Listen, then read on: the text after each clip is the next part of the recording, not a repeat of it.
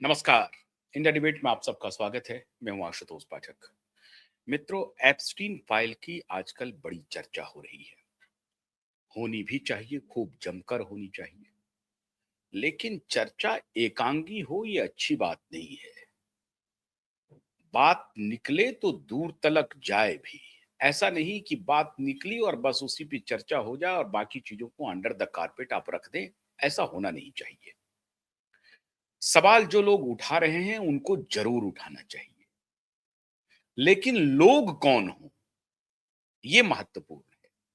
इसमें कोई शक नहीं है कि हरदीप सिंह पुरी ने भारतीय जनता पार्टी को और मोदी जी को एक प्रकार से असमंजस की स्थिति में लाके खड़ा किया है। और मोदी जी को जवाब देना पड़ सकता है। पड़ेगा कि नहीं पड़ेगा कहना मुश्किल है, लेकिन हरदीप पुरी ने जो जवाब दिया है वो संतोषप्रद जवाब बिल्कुल नहीं है। कल भी मैंने आपको कहा था और आज फिर कह रहा हूं कि हरदीप सिंह पुरी का जवाब एप्स्टीन फाइल में नाम आने को लेकर के जो दिया गया है वो कहीं से भी संतोषप्रद नहीं है। लेकिन जो लोग ये सवाल उठा रहे हैं वो शायद अपने अतीत को अभी तक ढूंढ नहीं पाए हैं। अब तक आप देख रहे होंगे कि नरेंद्र मोदी की चर्चा हो रही है, हरदीप पुरी की चर्चा हो रही है, अनिल अंबानी की चर्चा हो रही है, मोदी जी के एक आर्थिक सलाहकार जो पुराने सलाहकार थे 2014 में अरविंद पानगड़िया के साथ जो एक व्यक्ति थे उनके नाम की चर्चा हो रही है। दुनिया भर के लोगों की चर्चा हो रही है। जिन जिन की चर्चा हो रही है दुनिया भर में वो इस्तीफे भी दे रहे हैं। नीदरलैंड में इस्तीफे का दौर चालू है, इंग्लैंड में इस्तीफे का दौर चालू है, यूरोपियन कंट्री के बहुत सारे देश के जिन जिन लोगों का नाम आ रहा है वो सब बहुत सारे लोग इस्तीफा भी दे रहे हैं। और कीर स्टारमर के बारे में चर्चा हो रही है कि उनको भी स्टेप डाउन होना पड़ सकता है। लेकिन कुछ लोगों की चर्चा भारत में नहीं हो रही है और उसे अंडर द कारपेट डाल दिया गया है। आज मैं उन्हीं की चर्चा आपके सामने लाके रख रहा हूं, क्योंकि जब तार से तार जोड़े जा रहे हैं तो ये तार भी अलग नहीं होने चाहिए। इन तारों को भी जोड़ा जाना चाहिए। और अगर मैं कोई अनर्गल जुड़ाव कर रहा हूं तो ये सवाल आपका है। आप आराम से प्रतिक्रिया दे सकते हैं कि मैं कोई गलत जुड़ाव कर रहा हूं। साक्ष्य जो है उसके ही आधार पर मैं कहूंगा। ऐसा नहीं हो सकता है कि स्टैंड अलोन किसी को पकड़ के आप किसी में कह दें। हरदीप सिंह पुरी की मुलाकात हुई है, मुलाकात हुई है, मेल तो छोड़ दीजिए। और ये बात हरदीप सिंह पुरी खुद स्वीकार कर रहे हैं कि हम 4 बार कम से कम मिले हैं। और फिर मेल में जो जारी बातें आई हैं वो कहीं न कहीं संदेह पैदा कर रहा है। और मैं फिर कह रहा हूं कि हरदीप सिंह पुरी की के जवाब संतोषप्रद नहीं है। जेफरी एप्स्टेन से वो क्यों मिलने के लिए गए? क्या उनका इंटेंशन था ये उनको देश को सच बताना ही होगा। बल्कि वो जिस अंदाज में बोल रहे हैं कि अरे साहब मैंने ये काम तो नहीं किया, महुआ मोइत्रा को जो जवाब दे रहे हैं वो बहुत ही बीभत्स जवाब है। बीभत्स जवाब है। ये बहुत सीरियस मामला है, बहुत सीरियस। अब हम अमेरिका नहीं है कि वहां डोनाल्ड ट्रंप भी फंसे हुए हैं और बिल क्लिंटन भी फंसे हुए हैं। लेकिन यहां पर हमारे जो पार्टी जो सत्तारूढ़ पार्टी है उसके कैबिनेट के मिनिस्टर के बारे में चर्चा हो रही है तो उस पर चर्चा होनी ही चाहिए। मैंने पहले ही राइडर लगा दिया कि इससे बच नहीं सकते हैं हरदीप सिंह पुरी। उनको जवाब देना ही पड़ेगा। क्योंकि अगर बात मोदी को बदनाम करने की आएगी, अब मोदी के ऊपर आएगी तो मोदी निश्चित रूप से यह स्पष्टीकरण मांगेंगे, ऐसा मुझे लगता है। अन्यथा मोदी की बदनामी होगी, इससे भी इनकार नहीं किया जा सकता है। लेकिन अब थोड़ी न्यायप्रियता के साथ ईमानदारी से बातों को पता लगाना चाहिए। एक संगठन है भारत में, उसका नाम है राजीव गांधी फाउंडेशन। राजीव गांधी फाउंडेशन का निर्माण 1991 में राजीव गांधी की मृत्यु के फौरन बाद हुआ था।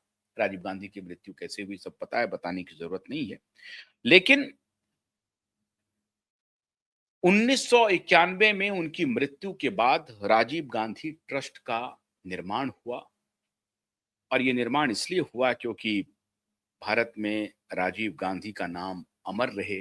राजीव गांधी के जो जो काम रहे हैं पूर्व में उस काम को आगे बढ़ाया जाए, चाहे पार्टी सत्ता में रहे, चाहे पार्टी सत्ता से बाहर रहे। बहुत अच्छे उद्देश्य के लिए इस ऑर्गेनाइजेशन का गठन हुआ था। ट्रस्ट बना था। उस ट्रस्ट में ट्रस्टी कौन-कौन है साहब? बड़े-बड़े लोग ट्रस्टी हैं। अब राहुल गांधी, सोनिया गांधी, प्रियंका गांधी। सोनिया गांधी चेयरपर्सन हैं उस ट्रस्ट की। तीनों परिवार के जो सदस्य हैं वो तो मेंबर हैं ही, एग्जीक्यूटिव कमेटी के मेंबर हैं। राहुल गांधी भी एग्जीक्यूटिव कमेटी के मेंबर हैं, प्रियंका गांधी भी एग्जीक्यूटिव कमेटी के मेंबर हैं और सोनिया गांधी चेयरपर्सन हैं। इसके अलावा जो प्रोमिनेंट फिगर हैं, मोंटेक सिंह अहलूवालिया, जानते होंगे नाम आप। पी चिदंबरम साहब, जानते होंगे नाम। सुमन दुबे के बारे में, ये सुमन दुबे वही हैं इनके पत्रकार मित्र हैं और किसी जमाने में ये चर्चा पॉलिटिकल गैलरी में थी कि सुमन दुबे की पुत्री के साथ संभवतः राहुल गांधी की शादी होने वाली, ये चर्चा करते थे। गॉसिप थी, इसमें कोई सत्यता नहीं क्योंकि अभी इस तरह की कोई पुष्टि हो नहीं पाई, लेकिन चर्चा आम थी कि शायद सुमन दुबे उनके सोनिया जी के समधी हो सकते हैं वाली बात आई गई, बहुत पुरानी बात है, अब वो बातें खत्म हो गई हैं। तो सुमन दुबे भी हैं उसमें, मोंटेक सिंह अहलूवालिया हैं, पी चिदंबरम जी हैं, प्रियंका गांधी हैं, राहुल गांधी हैं, सोनिया गांधी तो है ही हैं। और सुमन दुबे के अलावा एक और व्यक्ति हैं, वो भी आप देख लीजिएगा, हाँ? विजय महाजन। विजय महाजन भी हैं। ये सारे राजीव गांधी फाउंडेशन के ट्रस्टी हैं। ट्रस्ट बना, बहुत अच्छी बात है। ट्रस्ट अपना काम भी कर रही थी। अब ट्रस्ट का एप्स्टीन से क्या लेना देना हो सकता है? मैं यूं ही क्यों बात कहने लगा हूं? अभी तक आपने कहीं भी इसकी चर्चा नहीं सुनी होगी। किसी मीडिया समूह ने इस बात को नहीं उठाई है जो मैं उठाने जा रहा हूं, और जब आप उसको देखेंगे समझेंगे तब आपको बात समझ में आएगी। मैं कहीं से भी राहुल गांधी की या सोनिया गांधी की कोई आलोचना करने के लिए सत्तू लेकर के नहीं बैठा हूं। मेरी इसमें कोई दिलचस्पी नहीं है। मैंने पहले भी कहा कि हरदीप सिंह पुरी का बयान संतोषप्रद नहीं है, लेकिन जिस तरह से कांग्रेस पार्टी उठा रही है तो कांग्रेस पार्टी को तो अपने गिरेबान में झांकना पड़ेगा। झांकेंगे कैसे? झांकने के लिए मैं खिड़की खोल रहा हूं। 2006 और 7 का वक्त आता है। राजीव गांधी फाउंडेशन को कुछ पैसे मिलते हैं Bill and Melinda Gates foundation से। 6-7 में जो बिल एंड मेलिंडा गेट्स से जो कंट्रीब्यूशन मिला, उस कंट्रीब्यूशन के बिना पर आधार पे बिल एंड मेलिंडा गेट्स को एक तोहफा मिला। पहली बार भारत में इतना बड़ा तोहफा मिला। अब आप कहेंगे कि bill and Melinda Gates foundation का जिक्र मैं क्यों कर रहा हूं? आ रहा हूं, आपको सारे तार जोड़ करके बता दूंगा और आप मान जाएंगे कि हां, ये बात बिल्कुल सही है। तो bill and Melinda Gates foundation ने कुछ कंट्रीब्यूशन दिया राजीव गांधी फाउंडेशन को। भाई, दुनिया का वो भी चैरिटेबल ट्रस्ट है, उन्होंने दिया तो अच्छी बात है, बहुत बढ़िया बात है। इतने बड़े बिलियनर का फाउंडेशन है वो, है चैरिटी करने वाले का, तो उन्होंने दिया तो बहुत अच्छी बात है, उन्होंने दे दिया, उन्होंने ले लिया। अब इसके बिना पर हुआ क्या? हुआ ये कि bill and Melinda Gates foundation और भारत सरकार पहली बार एक कॉन्ट्रैक्ट करती है। कॉन्ट्रैक्ट क्या होती है? कॉन्ट्रैक्ट होती है हेल्थ मिनिस्ट्री के अधीन। कॉन्ट्रैक्ट होती है public health foundation of India, एक संगठन बनता है। उसके 50% के हिस्सेदार bill and Melinda Gates foundation होता है और 50% का हिस्सेदार भारत सरकार होती है, मतलब मिनिस्ट्री ऑफ हेल्थ होती है। अब भारत सरकार और bill and Melinda Gates foundation पहली बार पीपीपी मॉडल पे public health foundation of India का गठन हुआ। आज भी बहुत सारे डॉक्टर से जब आप पूछेंगे, अगर वो public health foundation of India में कार्यरत है और उनसे पूछेंगे कि पीएचएफआई के बारे में आप क्या जानते हैं, तो कहेंगे ये तो गवर्नमेंट का ऑर्गेनाइजेशन है। आज भी नीचे जो जूनियर डॉक्टर्स हैं या उनके कर्मचारी हैं, उनको ये गलतफहमी है कि वो किसी सरकारी संस्था में काम कर रहे हैं। सच बात यह है कि वो पीपीपी मॉडल पे पहली बार हमने अपने देश के स्वास्थ्य की पॉलिसी इस संगठन को दे दी और उसमें एक रेड्डी भाई है, उनकी बड़ी भूमिका थी इस सबको एक्सपेडाइट करने में। तो वो रेड्डी भाई ने मिलकर के ये पूरा आंदोलन चलाया और दोनों के बीच में कोलैबोरेशन हो गया, भारत सरकार और bill and Melinda Gates foundation के बीच में। अब bill and Melinda Gates foundation 2006-7 में ही राजीव गांधी फाउंडेशन को कंट्रीब्यूशन देती है। क्या ये क्विड प्रो क्यो माना जाएगा? क्विड प्रो को माना जाएगा? मतलब कुछ देने के बदले में कुछ पाया। आपने क्या घूस दिया? और इस घूस के बिना जो कंट्रीब्यूशन था वो घूस था, और उसके बिना पर आपको पीएचएफआई में एंट्री मिल गई, हेल्थ मिनिस्ट्री में एंट्री मिल गई, और आप भारत के स्वास्थ्य नीति को प्रभावित करने लगे, भारत की स्वास्थ्य नीति बनाने लगे। एक चैरिटेबल ट्रस्ट दुनिया का जो अब तक बदनाम नहीं हुआ है, अब होगा। जब हमने तो 2021 में ही बता दिया था आपको, लेकिन उस वक्त आप लोगों को शायद भरोसा नहीं होता होगा। तो चलिए 2026 का भी वक्त आ गया, 2025 का भी वक्त आ गया। तो 2006 में ये बात शायद पता नहीं होगी, कोई बात नहीं है, अच्छे लोग थे। तो 2006 में कंट्रीब्यूशन लेकर के हमने एंट्री दे दिया, public health foundation of India का निर्माण कर दिया, और राजीव गांधी फाउंडेशन को bill and Melinda Gates foundation ने कंट्रीब्यूशन दे दिया। अच्छी बात है, बहुत बढ़िया बात है, कोई बात नहीं है। तार मिल गया आपको, पीएचएफआई के पार्टनर कौन है ये पता चल गया आपको, कंट्रीब्यूशन मिला राजीव गांधी फाउंडेशन को, ये भी पता चल गया। अब आता है साल 2019 और 20, और इस बीच में बहुत सारे कुकर्म हुए। किसके द्वारा? Bill and Melinda Gates foundation के द्वारा। कब कब हुआ? 2009 में। मैं कई बार बता चुका हूं, एक बार फिर बता देता हूं। 2009 में एक ट्रायल किया ये bill and Melinda Gates foundation ने बच्चियों के ऊपर, आंध्र प्रदेश में और गुजरात में हजारों बच्चियों के ऊपर एक वैक्सीन का ट्रायल किया, जिसके साइड इफेक्ट्स हुए, 9 बच्चियों की मौत हुई। पार्लियामेंट्री कमेटी गई, जांच पड़ताल की, पार्लियामेंट्री कमेटी की जांच पड़ताल से पता चला कि हाँ भाई ये तो बहुत ही गलत हुआ है, बिना परमिशन का ये क्लिनिकल ट्रायल कैसे हो गया बच्चियों के ऊपर, और वो भी ट्राइबल बच्चियों के ऊपर, गरीब बच्चों के ऊपर। सरकारी स्कूलों में ये ट्रायल किए गए थे बिना परमिशन की। प्रतिबंध लगा 2009 में, ही इन्हीं की सरकार थी, प्रतिबंध लगा इस फाउंडेशन के ऊपर भी और उस कंपनी के ऊपर जिसके साथ कोलैबोरेट करके, मर्क की कंपनी थी, उसके साथ कोलैबोरेट करके ये वैक्सीनेशन का, इम्यूनाइजेशन का प्रोग्राम चलाया था, जिसका ये प्रतिफल था। खैर, प्रतिबंध लग गया। अब प्रतिबंधित है वो कंपनी, अब कब तक वो प्रतिबंधित रही वो bill and Melinda Gates foundation, अब उसका देखिए। फिर खैर सरकार बदल गई, मोदी जी आ गए। अब यहां खेल शुरू होता है। 2019-20 अभी आएगा, लेकिन अब 2014 आ गया और हरदीप पुरी जी सीन में आ गए। अब आपको तार जुड़ना शुरू होगा। हरदीप पुरी जी की मुलाकात होती है, या खुद कह रहे हैं, मैं नहीं कह रहा, हरदीप पुरी जी खुद कह रहे हैं और मेल में भी जिक्र है। हरदीप पुरी कह रहे हैं कि रीड हॉफमैन नाम के व्यक्ति से इनकी मुलाकात होती है। रीड हॉफमैन से मुलाकात करने के लिए एप्स्टेन साहिब कहते हैं, जेफरी एप्स्टेन कहते हैं। रीड हॉफमैन कौन है? तो लिंक्डइन की के मालिक हैं, लिंक्डइन के सर्वे सर्वा है, लिंक्डइन कंपनी के मालिक थे रीड हॉफमैन। बड़े टेक्नोक्रेट हैं। आजकल रीड हॉफमैन और एलन मस्क के बीच में वॉर छिड़ा हुआ है, क्योंकि रीड हॉफमैन के का पूरी पूरी पूरी तस्वीर आ गई है जेफरी एप्स्टीन के आइलैंड की।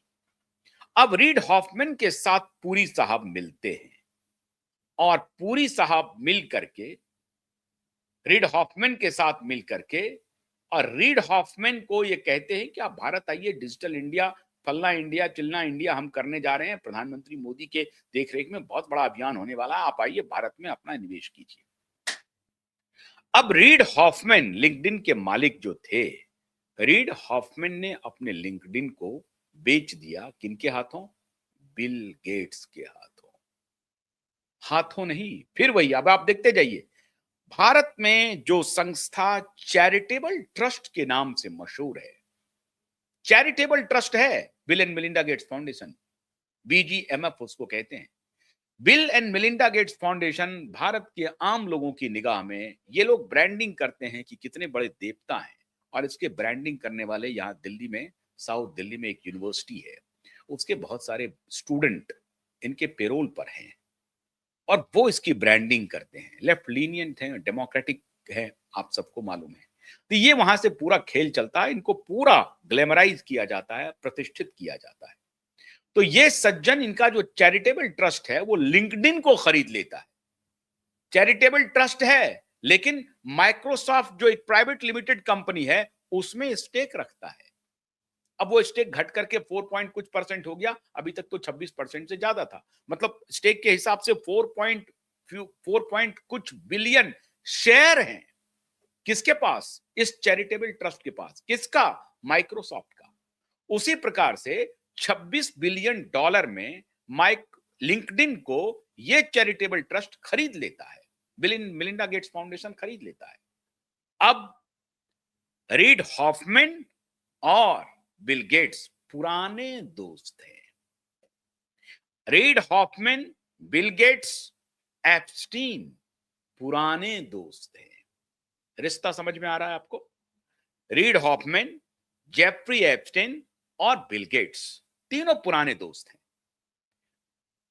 ट्रस्ट सामने है, कारोबार उनका कंपनी का प्राइवेटाइजेशन की तरह चल रहा है, पूरा प्राइवेट कंपनी के रूप में ऑपरेट करता है।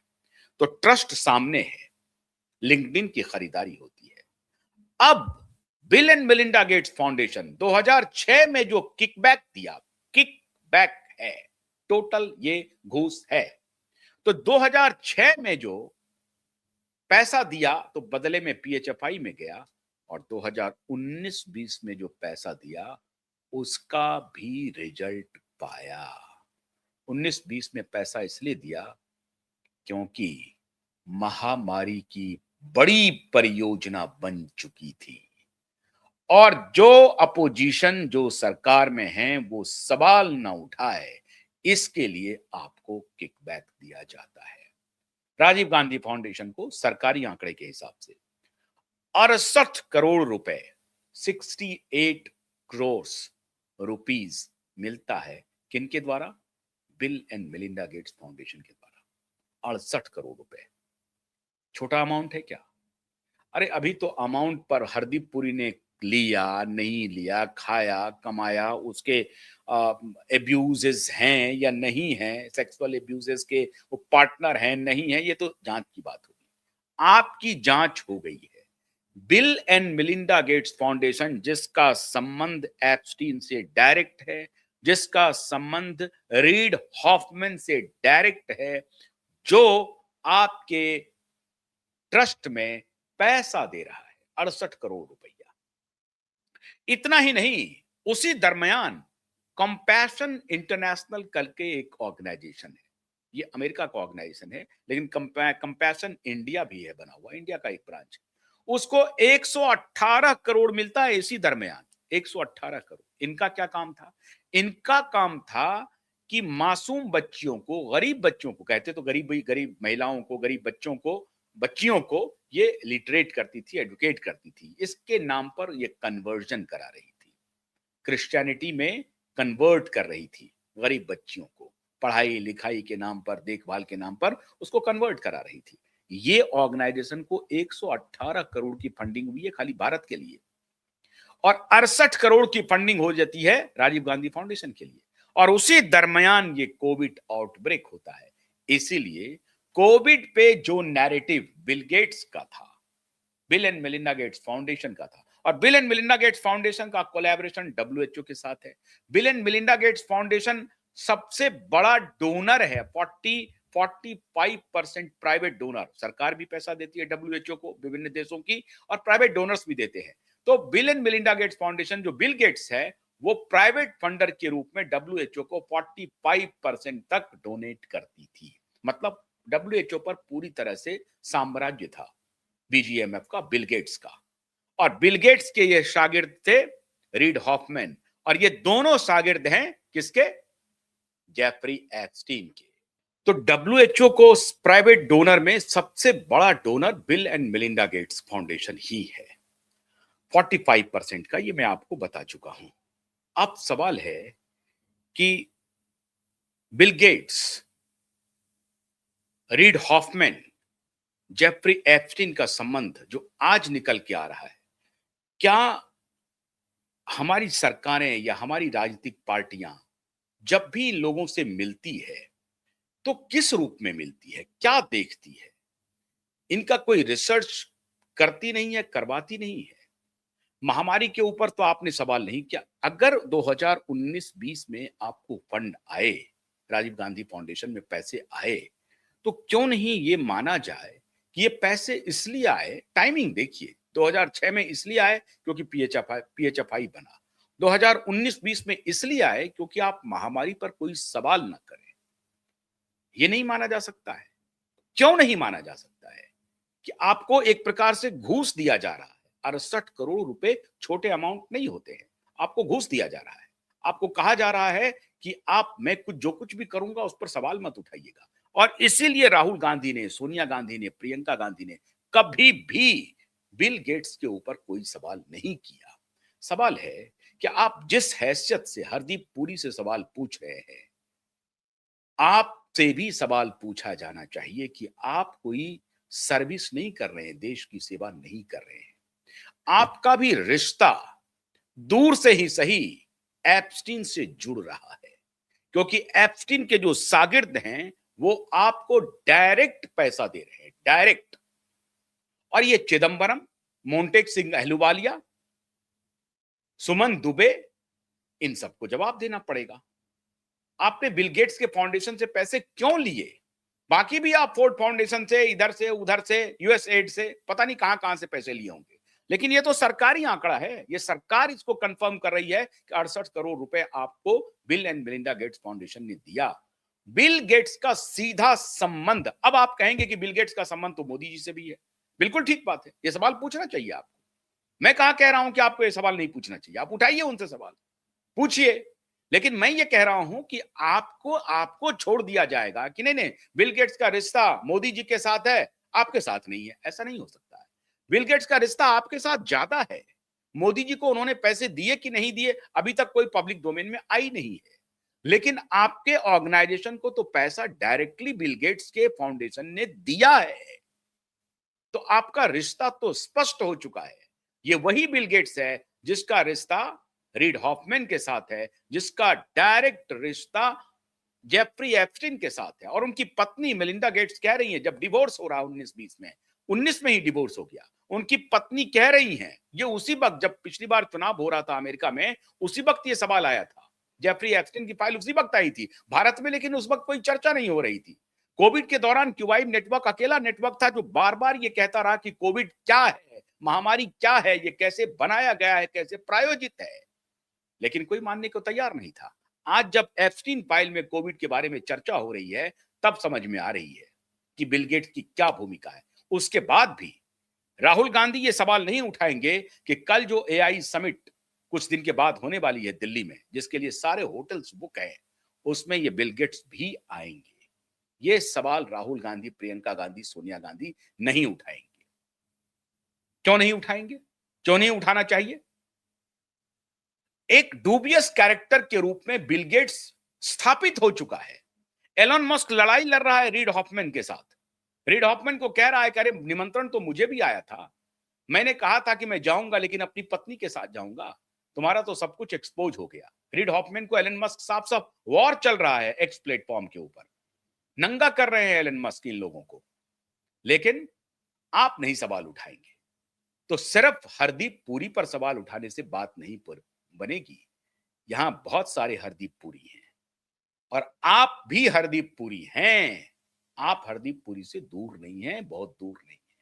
आपको अपनी स्थिति स्पष्ट करनी चाहिए। आपको कहना चाहिए कि बिल गेट्स के साथ हमारा कोई संबंध नहीं होना चाहिए। हमने जो पैसे लिए हैं बिल गेट्स के, वो गलत है और हम उसको लौटा देंगे। बोलिए आप, लेकिन बोल नहीं पाएंगे।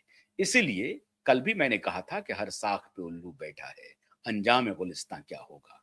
ये कहना कि मोदी मोदी का जेफरी एप्स्टीन से क्या संबंध है, हरदीप पुरी का क्या संबंध है, तो पहले आप बताइए कि आपने पैसे क्यों लिए। 2006 से ही पैसे ले रहे हैं और 2019-20 तक भी लिया है आपने। अपनी स्थिति स्पष्ट कीजिए। आपका रिश्ता भी लोगों को जानना चाहिए। बहुत-बहुत शुक्रिया। नमस्कार।